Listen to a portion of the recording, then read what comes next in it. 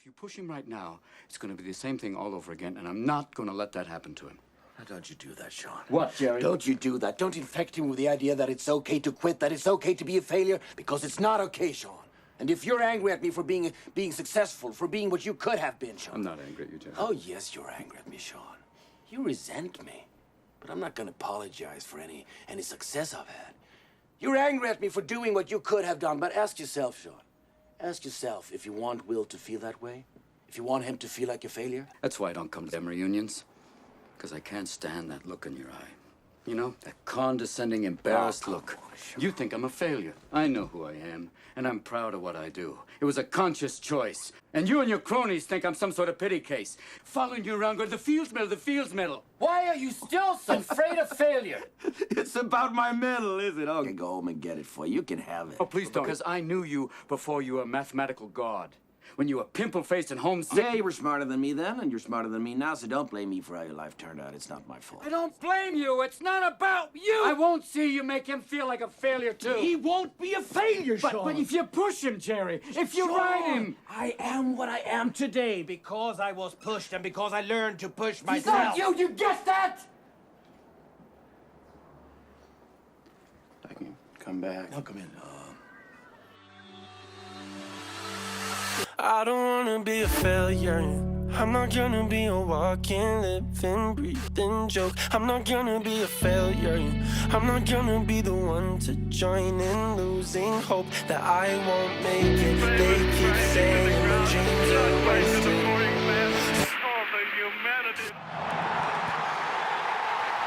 I'm not gonna be a failure. Well, this morning we start off a new series looking, of course, at failure. It's one I've been looking forward to for quite a long time. And that opening clip, I forget how old some movies are. That movie was back from anybody know? 97. Oh, it's on the opening clip. Yeah, y'all cheated. Y'all cheated. Sorry, I guess I always put that on there. 1997. In there's a conversation between the mathematician who wants Will to go on to mathematics greatness and the psychologist who's trying to help Will go through life and sort of adjust to the issues and the traumas of his life. And they both have different ideas of his future and what future path he should take. And the reason for that is they both have different definitions of success and failure. And that's what that whole argument there is about. For one of them, success in life was all about the achievements that he would get and the awards that he would get and the recognition that he would get. For the other one, he didn't care about the awards or the achievements and what everybody else thought. For him, success in life was to go through life in a happy, well-adjusted manner, to have good relationships, and to find mental health along the way. And so the question is what is in the best interest of this child? What will make this kid successful? And when you don't agree on what is success, you also then, of course, don't agree on what is failure. And so I figured to start off in this series on failure, maybe we need to begin by defining what failure is, which on the surface sounds really easy. It sounds like it would be obvious what is failure and what is success, but failure is a hard thing to define because we define failure differently. So just take when you were in school. Now, when I was in school, remember there was a little chart up at the front of the room, and it told me what an A, what a B, what a C, what a D was. I don't know whatever happened to E, but we went straight on to F because F stood for failure. And if you got below a 65% of the questions right on the test, you got a failing grade. And so it was pretty obvious that if you didn't get 65%, there was a standard. If you didn't live up to the standard, you failed. Now, I don't know what they call it now. I don't know if it's called an E or just I don't know what they call it, but little Timmy's not going on to the 4th grade, so I don't know what you call that if Timmy keeps on getting E's or J's or whatever letter they put on it. You can call, is a failure by any other name still a failure? Yes, I kind of think it is. I guess I'm a little old school in that. So in one sense, failure is determined by a standard. There is a standard that sets what is a failing grade and what is a passing grade. And it all seemed pretty clear and pretty easy until the kid next to me got a B and said, "Oh my gosh, I failed." Now, for me, I didn't understand what this person was talking about because this didn't make any sense. No, you didn't get a fail. You got a B. If you look up on the chart, that's above average. That's a good grade. No. And to them, getting a B felt like a failure. Why? Because they have an expectation of themselves that they're smarter than everybody else, and so that they either deserve to get an A or always get an A. And so when you have a child like this that goes off to some school of higher learning, let's just say that they get into an Ivy League school like a Harvard where everybody there was always a straight A student, the best of the best. You know what happens when they get to schools like that? They have a real problem. Because when they don't get an A and they get a B, they feel like they have failed. Or for some kids, they get that B in a school class, and for them, it's not the fact that they got a B that makes them feel like a failure. They're looking into the future and say, well, if I get grades like this, I will fail to get into the school of my choice down the road, or I will fail one day to get the job that I want. And so they're projecting future failures. Or perhaps maybe there's a standard that's set at home, and they know that B is not good enough to come home with, and so they know that they failed, they should have gotten better, they should have done better, and so they feel like a failure. And so I'm looking at this, and so now is failure by a standard, or is this by your own personal subjective, sense? Like, am I determining what is success or failure for me? Regardless of what everybody else got, but regardless of what the teacher's grading scale is, failure is determined by what I determine as failure or success. But then there's a third group in the class. They get their grade, and they only look at their grade for a half a second, but where do they go? What'd you get? What'd you get?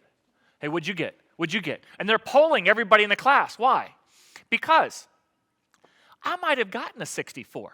And although that up there says it's a failing grade, when I find out that nobody else in the class got above a 50, well, now my 64 doesn't feel like a fail, does it?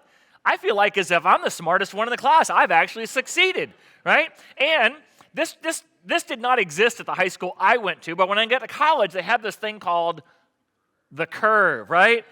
Where you're hoping the teacher grades on the curve. And the curve basically is this bell curve type of thing where only a few kids are going to do well. Most of the kids are going to fall in the middle, and a few kids aren't going to do so well. And so these kids over here on the curve failed, but over here, although the standard said I failed, I don't really have any personal standards, so I don't really care what I get. All I care about is what everybody else get in comparison to what I got. And so because I use that as my standard of failure or success based on what everybody else in the class has done, as long as I'm over in this part of the bell curve, that's really all that matters, right? Because that is determined success or failure. It's how I perform against all of my peers. So it could be a set standard, or it could be a personal standard, or it could be sort of how I'm doing amongst everybody else. As I look at myself before God, I feel like as if I'm a complete failure. However, when I compare, never mind. Just kidding. Okay, but then there's even a fourth group of people when it comes to success or failure, and this is the group that they look at how hard the test is going to be. And so what do they do when they look at how hard this, what do they do before they even have to take the test? Because they see how hard this test is going to be. They drop the class, that's right. I don't know why you would study. Why study? The test is going to be so hard. Why risk failing in the first place, right? You just drop the class. Now, I know in high school you typically can't do that. I guess maybe studying was the right answer. I don't know, but what? And by the way, Jackson, if you were watching this right now, he's off at college. Number one, I hope that you are at your own church there in Charlottesville. If you happen to stay home, disregard what I'm saying right now for just a couple minutes. The one option is you can drop the class, and that means, you just disappear. You don't take the class anymore. You tell the registrar, the class really wasn't for me, and so you just bow out. And if you do it the right time, at the end of the semester, it doesn't show up. Now, other people might say, oh, did you flunk out of that class? And you go, no, I didn't flunk out. I dropped the class. Well, to them, it may seem like as if you failed the class or you failed to take the class. But to me, I didn't fail it. I dropped it. It's sort of a perspective thing. But it really matters when you look at your overall grade point average at the end of the day. It doesn't come off as a failure at all, whereas other people might accuse you of having failed, or maybe I failed to take the class, or maybe I failed to achieve my goal of passing the class, whatever you might want to say. All I'm trying to say in all of this is basically say, from the very earliest of ages when we first understood what a failing grade was, it was kind of hard to determine really what success or failure is, because it differs based on the situation or based on the circumstance, does it not? So maybe the best place to start with failure isn't in trying to come up with some hard, fast definition of success or failure, because there's lots of different forms of success and failure. Maybe we should start from a different place. And to do this, I want to go over to a quote from a guy named Nelson Boswell, who basically made a living doing self-help work. However, he does have a great quote when it comes to failure. He says, the difference between greatness and mediocrity is how an individual views failure. The difference between greatness and mediocrity is how an individual views failure. I'm going to modify that just a little bit for the purpose of this series. and say the difference between success and failure is how you view failure. The difference between success and failure is how you view failure. That's what we're going to be working out over the next couple of weeks as we look into failure. The difference in whether or not you actually succeed or whether you actually fail is determined by how you view failure. And the first thing about failure I think we need to understand is that failure is inevitable. It is unavoidable. You will fail. You cannot go through life and not fail. The only way you can go through life and not fail is if you fail to actually experience life whatsoever. If you just want to check out and never do anything, then of course, maybe that may be a path to never failing. But will you really have succeeded in even living at that point if you don't actually engage in life? You will fail. It is inevitable. It's a part of life. Now, anybody ever see the movie Twins? It's another old school movie. Remember, it was Arnold Schwarzenegger, Danny DeVito. The whole premise was there was this guy who was genetically, superior individual, and it was sort of raised in a bubble on a remote island. Do you actually know that that was actually based on a true story? That there was actually a guy who was bred for his intellect and for his abilities, and he was raised in a bubble, so he wasn't exposed to all the kind of things that you and I were exposed to growing up. So he wasn't exposed to the immorality or to the advertising that leads to coveting. He wasn't exposed to all of the different environmental issues and problems that we have, that whole question of nature versus nurture. Is it something you're born with or something that you're infected by society? He didn't have to worry about the societal question. The environment that he was put in was a perfect one. And also they were able to control things like viruses and disease. And so he grew up in relatively excellent health, never had a struggle with any kind of illness or any kind of virus. And so he went through life in a very sort of controlled, sheltered environment with all of the perfect, ideal things to succeed. Now, with all of that going for him, how do you think things turned out? Do you think he succeeded or failed? Well, since the topic is failure, you're probably already jumping the gun and assuming he probably failed. However, you think on the surface he's got everything possible to succeed. Of course he would succeed. Well, actually, he did fail. And not only did he fail in epic fashion. He failed in an epic fashion so notoriously well known that each and every one of you have heard of Adam. It is Adam and Eve, of course, what I'm speaking of right now. He was born in the perfect environment, an absolute bubble with no influence around him, surrounded him. He didn't grow up in an abusive home. He didn't have an abusive father, an abusive mother. He grew up in the perfect environment. He didn't experience any kind of health issues growing up. However, he epically failed, even though he was in the perfect environment. That's sort of the perfect experiment, if you will. And yet, his failure became all of our failures. The failure that he experienced became a failure that every one of us then experienced. It's almost like he doomed every one of us to failure after his own failure. So how and why did it happen? Well, I would dare say that the failure was inevitable. It was made inevitable simply for two reasons. Number one is, God placed the opportunity for him to fail, not just in the outskirts, not just in the possibility of the garden. Where did God put the one thing he wasn't supposed to do?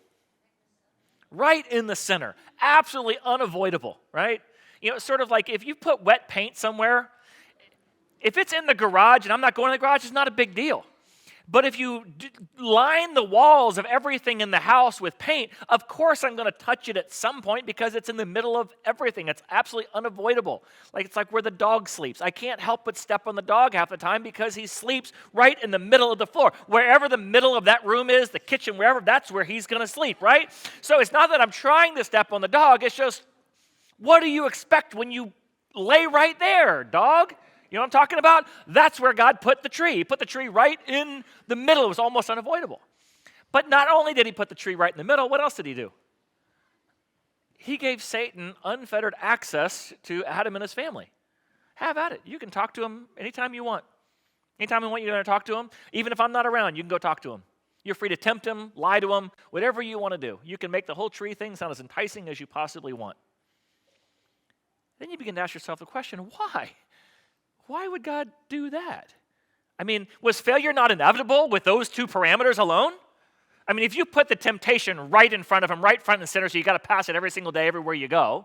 And then secondly, you put somebody there, some active tempting agent right there to lie about God's nature and character, lie about reality, and paint out this temptation as though it's the next, the greatest thing in the whole wide world that you're really missing out if you don't experience it. What do you think is going to happen with Adam and Eve?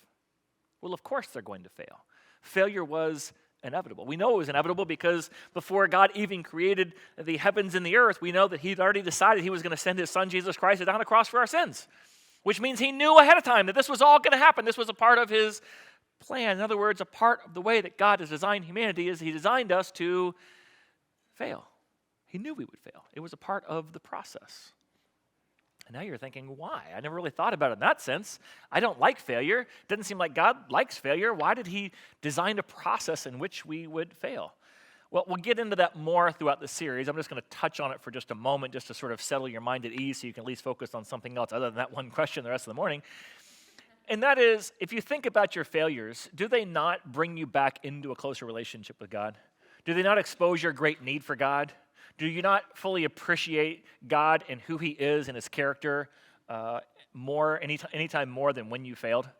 Because it's when you fail that you realize that God has provided the grace for you, the forgiveness for you. You realize that in your weakness, he is strong, and you don't really appreciate how good something is or how strong something is or how valuable something is until you've broken it or you've lost it or you've walked away from it. And it's only then, once you kind of on the backside of failure, that you realize just how valuable something is. And so God purposely designs in the system a failure for you to experience to help you really understand and appreciate the relationship that you have as an opportunity with him and who he is and his character. So if this life is about nothing more than you establishing, loving, and growing and developing and sharing a loving relationship with him, would it not make sense that he would do everything in his power to give you the best opportunity to enter into that relationship and appreciate that relationship and develop that relationship and grow in that relationship? And along the way, even if that means that failure is a necessary part of it, he'd bake failure right into the very fabric of the system. So I'm just going to stop with that, and we'll continue on with that over one of the next couple series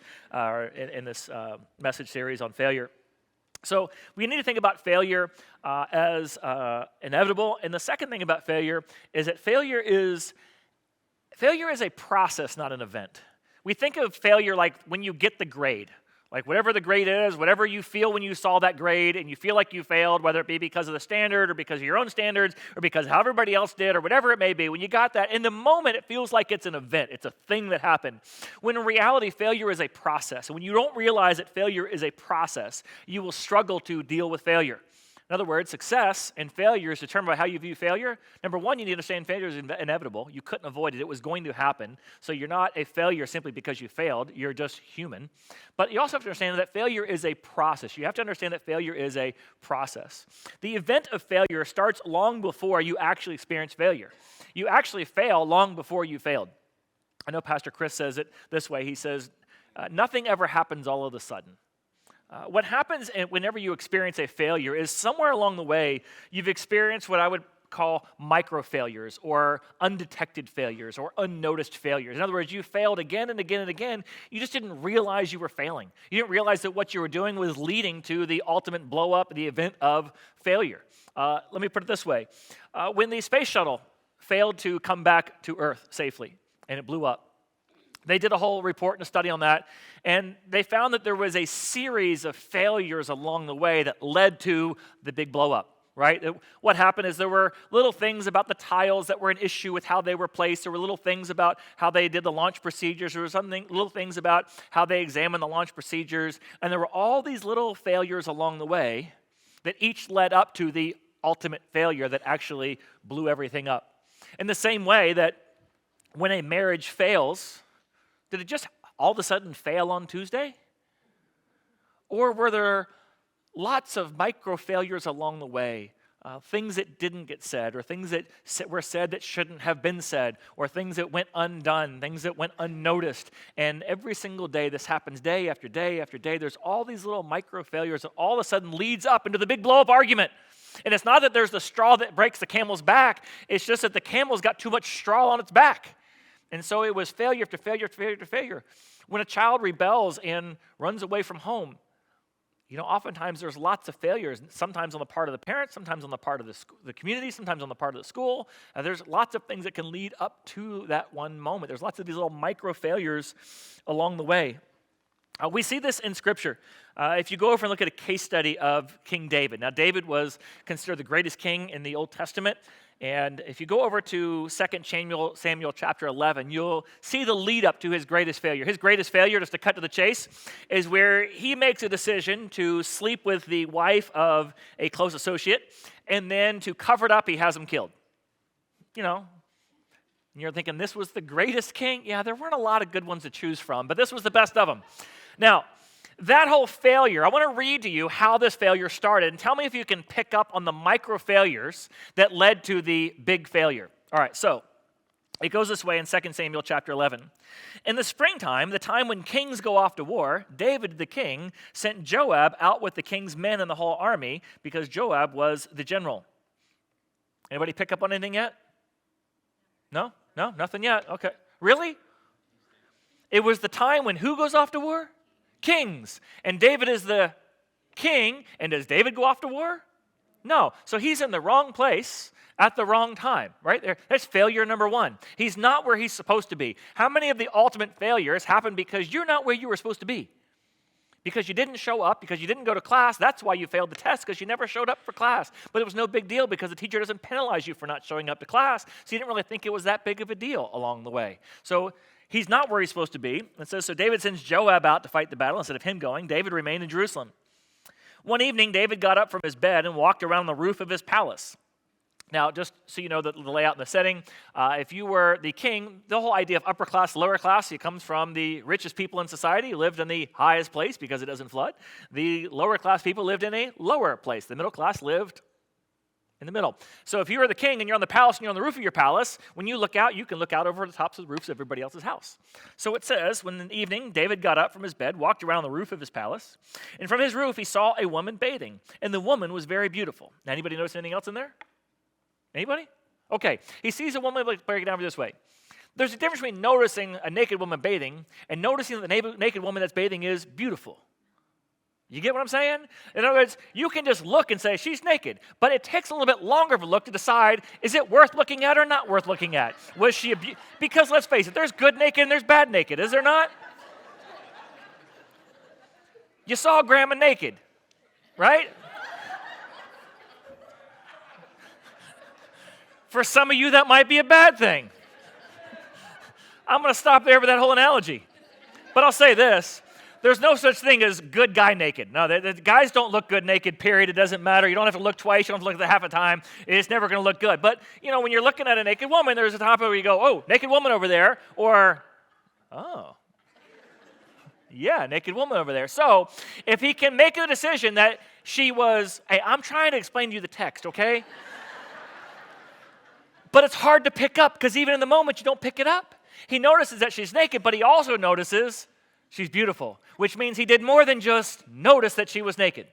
He noticed that she was naked and that she was worth noticing. And so it says that she's beautiful. All right, let's read on. So David sent for someone to find out about her. And the man said, yeah, that's Bathsheba. She's the daughter of somebody you know. She's also the wife of somebody you know. She's somebody's daughter. She's somebody's wife. At that point, David should have said, oh, okay, man, I shouldn't have been looking at that. No, he says, David sent messengers to bring her up to the house. Do I have to spell that one out to you, right? Now, did they do anything wrong? No. Can't a man and a woman hang out and just watch a Netflix movie together sometime on the couch? Is there anything wrong with that? No. Okay, right? Is it bad to text? Is it bad to send somebody a text just because I'm sending it? No, there's nothing wrong with just... We have 1,001 ways to rationalize out the things that aren't wrong that are actual wrong, right? These are all micro failures. And if you look at this and you accuse him of having failed, what would he say back? Okay, listen, I didn't feel like going. I wasn't feeling good. That's why I didn't go off to war. Okay, I was tired. I couldn't sleep. I just got to look around. Okay, so I looked. I shouldn't have looked. Okay, I looked a couple times. Okay, I looked for a while. I shouldn't have looked, but it's not that big of a deal. We're just going to talk. We're just going to hang out. So she came over, and believe it or not, you would never guess what happens next. She actually slept with her. Wow, big surprise. Yeah. And then, never guess what happened. She actually got pregnant. Then he tries the whole cover-up thing. Now, where was the failure? Was the failure in, when she came over, not resisting temptation? Where was the failure? Was the failure when he invited her over? Was the failure when he looked long enough to figure out she's beautiful? Or was the failure when he wasn't even in the place he should have been in the first place? Yes, yes, yes, yes, yes, yes, yes. Now, eventually everybody knows about the ultimate failure, but uncovered through all of that is all the little micro failures that left up to it. And that's the hard part with failure, is that failure is a process. You are moving either on the path to failure or you're moving on a path to prevent failure. What do they always, I remember my coach used to always say this, if we fail to prepare, we are preparing to fail. If you fail to prepare, you're preparing to fail. This happens financially. Proverbs chapter 6. Now, Jackson, if you are listening and you didn't go to church this morning, please listen to this one. I made an appointment for him for a doctor's office when he came home to visit at 9 o'clock, and he overslept for it. I went and I was like, what? 9 o'clock? Come on, man. He goes, Dad, come on. That's really on you, not me. You have to know college students don't get up that early. Pay attention, son. Proverbs chapter 6, verse 9, the word of the Lord says, how long will you lie there, you sluggard? When will you get up from your sleep? That should almost be the alarm clock, tone for your kids, right? I know, a little sleep, a little slumber, a little folding of the hands to rest, and poverty will come on you like a thief, and scarcity will come on you like an armed man. What's he saying? He's like, it's not a big deal when you sleep in. It's not a big deal when you miss work one day. It's not a big deal when you didn't study one time, right? But then all of a sudden it's test day. All of a sudden the mortgage bill's due. All of a sudden you've got to come up with the money and you don't have it, and you're surprised by it all of a sudden. But you see, little by little by little things happen. Like, I know nowadays it's typically TikTok and like little bits of reels, but what was the TV show that cost you at least a letter grade GPA average back when you were in school? Seinfeld reruns, Wings, All in the Family. What was it? There was some movie, some TV show that was on nonstop on TV, and you watched that instead of studying more often than not. And it was the failure to study day after day that led to the failing grade eventually. It was, just a little bit of sleep, a little bit of slumber, a little bit of putting it off, right? And then all of a sudden it comes on you like a surprise. Oh, I can't believe this happened.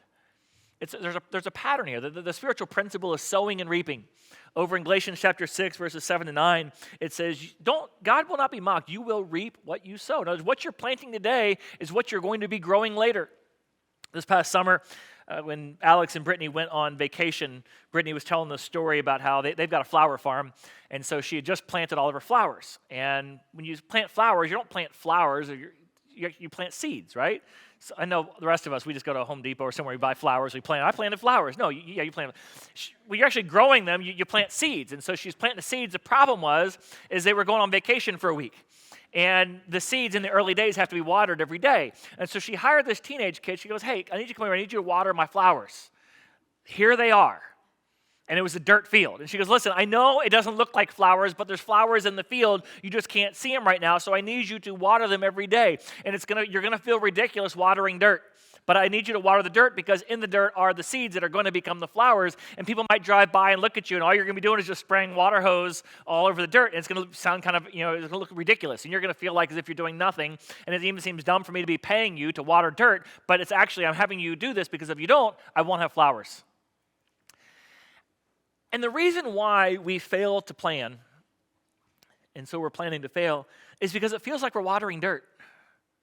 What is the point? Like, I don't want to date my wife. I got married so I don't have to date. I'm not saying that. A lot of people do say that or think that, right? Right? Like, oh, so God, I don't have to date anymore. Right? No. When you get married, the dating is just beginning, really. It's a lifetime of dating. You need to be dating weekly and vacationing, or getting away quarterly and going somewhere, to just the two of you, even if it's, just down to Pungo for the day. Just go do something, and you have to date and continue to date, and it's going to feel like you're watering dirt. That's probably a bad place to put that analogy. But the point is, it's going to feel like as if you're not accomplishing anything. But you're watering the seeds of the flowers that need to grow in your life. We talk about disciplining, when we talk about, when we do our child dedication, disciplining, it says in Scripture, doesn't feel pleasant at the time. It's not fun to discipline, but you reap a harvest of righteousness because of it. And you don't feel like you're accomplishing or doing anything when you're fighting the little battles day in and day out over who's going to wash the dishes and wiping your feet up before you come in and making your bed every morning. And you feel like as if, what is the point of watering this dirt?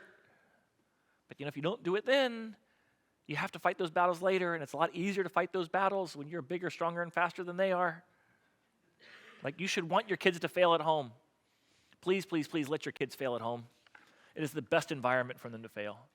But if you cover up all their failures because you don't ever want to let Timmy to experience failure, at some point, failure is inevitable. Timmy will fail. Let him fail at home. Don't cover them up and create micro failures all along, which is going to lead to some big blow up later on. By all means, water the dirt. People end up in this place where they just get so distant from God, and they wake up one day and they say, I don't even know how I got to this place. It's because you didn't water the dirt. You didn't spend time in prayer. You didn't spend time with God.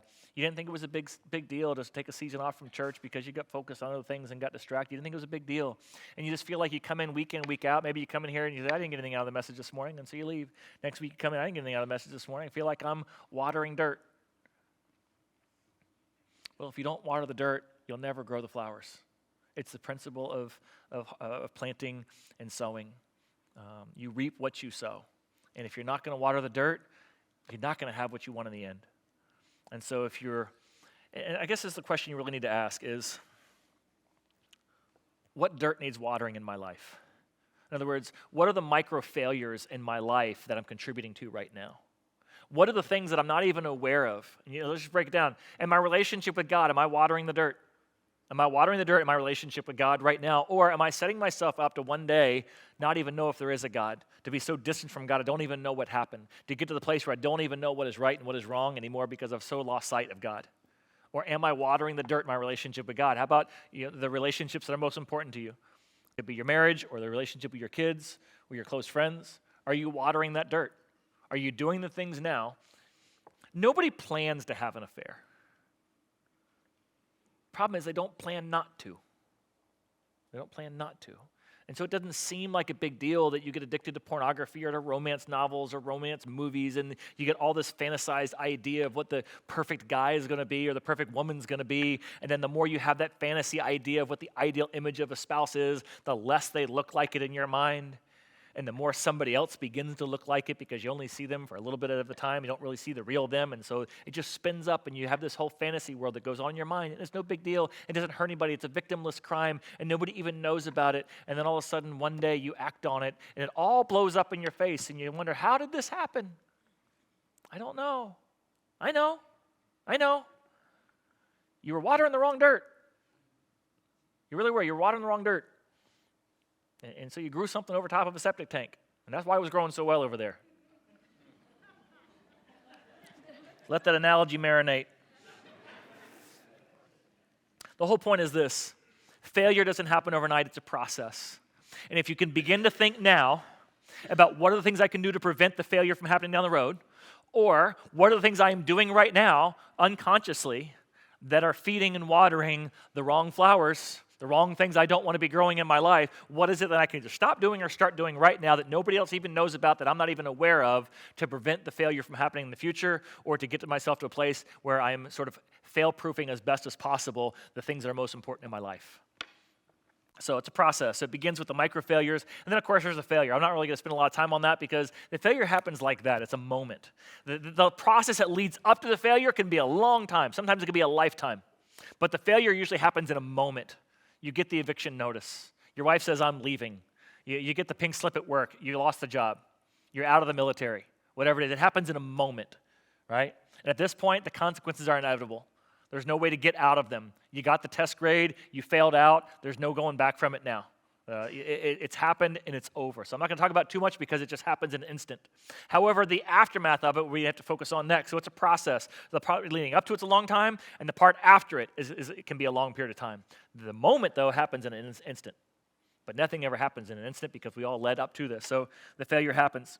The next thing is what's my response to it? What's my response to the failure? And I wish these two words rhymed because they're spelled almost identically, but the way the English language is, sometimes things are spelled identically, but they just don't rhyme. Down and own. Same spelling, just they don't rhyme at all. Some people, they double down on their problems. They double down on their failure. They get caught in a lie, and what do? They tell an even bigger lie. They get caught embezzling money, so what do? They embezzle more money to pay back the money that they stole. And this actually happens. People will pay back. They get caught stealing $25,000. So they steal another $25,000 from a different account to pay back that one so nobody even knows about it. Well, now you're guilty of stealing $50,000, right? And so people will double down on their crimes. They always say it's not the crime, it's the cover-up that was the issue, right? So it's one thing to be deceitful in what you did. It's a whole nother level of deceit to then lie about that whole deceit. And so for some people, when they experience a failure, they double down on it. Other people, though, they own it and they confess it. They repay what they've taken. They rebuild what they broke. They restore what's been damaged. And so they seek to own it as quick as possible and deal with it as quick as possible.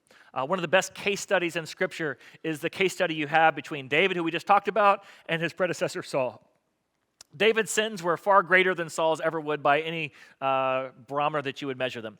David's great sin was, of course, stealing his friend's wife and having him bumped off. Pretty bad. Saul's big crime that led to his downfall was he was supposed to go and God sent him to basically be God's agent of judgment against a very evil king. So think about whatever horrible, evil dictator comes to your mind, okay?